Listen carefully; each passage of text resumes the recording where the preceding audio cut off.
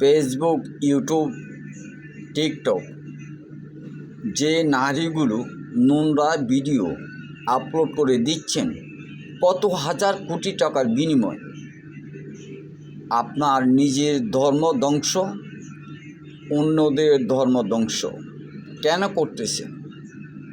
যেখানে ছেলে হওয়ার যোগ্য সেখানে স্বামী বানিয়ে নোংরা ভিডিও আপলোড করতেছেন।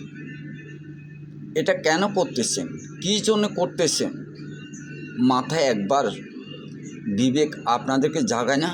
কেন নোংরা ভিডিও তৈরি করতেছেন? এটা তো দেশ ও জাতির বা আপনার কখনো কামনা না। কারণ আপনার একটা অভিনয় দেখে একটা ব্যক্তি তার ধর্ম ধ্বংস হবে, তার অর্থ আপনার ধর্ম ধ্বংস, আর যে আপনাদের অভিনয় দেখতেছে তারও ধ্বংস।